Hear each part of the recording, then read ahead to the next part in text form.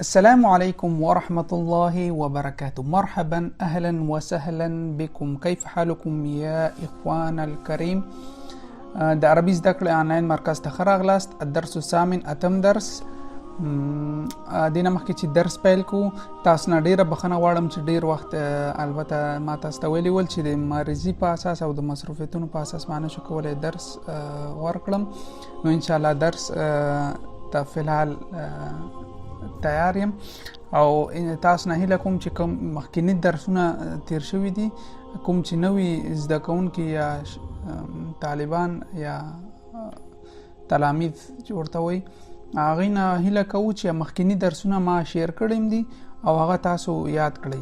البته دا اتم درس دی زمونږ د عربي زده کړې برخه کې. نو تاسو نه مخکې دې نه مخکې چې درس پیل کړو دا هیله کوم چې فیسبوک کې زموږ پاڼه فالوینګ کې لایک کړئ او بیا فالوینګ کې فرست کلیک کړئ تر څو زمونږ درسونه تاسو ته درشي. زیاتره دوستان دا شکایت کوي چې تاسو درسونه موږ ته فیسبوک کې نه راځي او تاسو شیر کوئ هم. هغه دا په دې وجه چې تاسو ډیر پاڼې لایک کړي دي ځکه موږ هغه فیسبوک تاسو نه ښیي. نو زمونږ پاڼې ته لاړ شئ، هلته فالوینګ کې درې نقطې چې ګورئ درې نقطې باندې کلیک کړئ، فالوینګ کې فرست کلیک کړئ او تاسو ته بیا زمونږ درسونه درځي. او یوټیوب کې زمونږ چینل سبسکرایب او دا د زنګ علامه کلیک کړئ تر څو موږ کومه نوې ویډیو یوټیوب ته اپلوډ کوو هغه تاسو ته درځي. نو ډیره مننه. خپل درس پیلو. الحمدلله رب العالمين والصلاة والسلام على خير خلقه محمد وعلى آله وأصحابه أجمعين. سبحانك لا علم لنا إلا ما علمتنا إنك أنت العليم الحكيم. رب اشرح لي صدري ويسر لي أمري واحلل عقدة من لساني يفقه قولي. ربي زدني علما. بسم الله الرحمن الرحيم.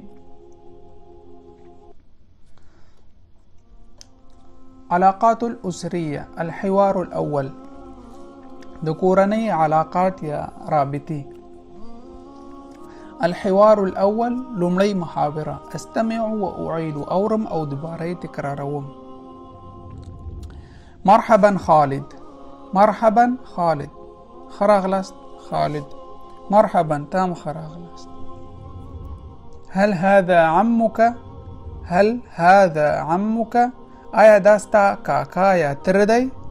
هل هذا عمك؟ آیا داستا تر یا کاکا دی؟ نعم هو. نعم هو. هذا دا عمي زما کاکا دی. هو دا زما کاکا دی. نعم هذا عمي. هو دا زما کاکا دی. عم کاکا ته ویل کیږي. عمک ستا کاکا، عمي زما کاکا. دا ترې پوښتنه کوي چې آیا دا ستا کاکا دی؟ عمک ستا کاکا دی. عمي هو دا ورته جواب کوي هو دا زما کاکا دی. ګوره که چاته وایي ستا کاکا عمک او که چاته وایي زما کاکا یا زما تر عمي. دا درس مونږ مخکې ویلی و د عمک عمي عمک عمه.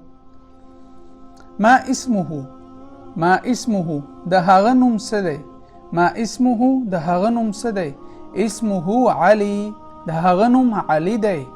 د هغه نوم علي دی. اسمه د هغه نوم علي دی. الحوار الثاني، دومه محاوره. استمع و اعيد، اورم او دوباره تکراروم. دا وی اهلا سارا، په خیر سارا. اهلا امل، تام په خیر امل. دا ته پوښتنه کوي هل هذه خالتك؟ هل هذه خالتك؟ آیا دا ستا ترور ده یا خاله ده؟ آیا دا ستا ترور ده؟ هل هذه خالتك؟ خالتك ذکر ویل کیږي ځکه دلته مؤنثه ده، پوښتنه مؤنث نه کوي. آیا دا ستا ترور ده؟ لا نه. هذه عمتي، دا زما عمه ده د پلار خور. هذه عمتي، دا زما د پلار خور ده یا عمه ده. ما اسمها؟ ما اسمها، دلته ولې اسمها راغی؟ ځکه مؤنثه ده. که مذکر اسمه، اسمه راتلو. ما اسمها د هغې نوم څه دی؟ اسمها زینب. اسمها زینب، د هغې نوم زینب دی. أصل بين ألف وما يناسبها في باء. ها دلته وای وصل کړی د الف کلمات د با سره. اوس مثال ورکړی اخو ابي د پلار ورور، د پلار ورور ته څه ویل کیږي؟ عمي کاکا. اخو ابي د پلار ورور می، د پلار ورور، عمي هغه ورور ویل کیږي. اخو امي د مور ورور، اخو امي د مور ورور چې شي هغه ته څه ویل کیږي؟ ماما. نو ماما ته عربي کې څه ویل کیږي؟ خال. نو دا وصل کوو اخو امي د خالي، دا دې سره وصل کیږي اخو امي خالي. اخت ابي، اخت ابي د پلار خور اما، د پلار خور اما. اخت ابي د پلار خور هغه ته څه ویل کیږي؟ عمه. عمتي، عمتي دا دې سره وصل کیږي. اخت امي، اخت امي د مور خور، د مور خور ترور یعنی خاله. اخت امي خالتي دا دې سره وصل کیږي خالتي. ام ابي، ام ابي د پلار مور، د پلار مور جدتي نیا راځي کنه، د پلار مور نیا راځي کنه. ام ابي د پلار مور، جدتي زمانیا. ابو امي، ابو امي د مور می پلار یعنی که.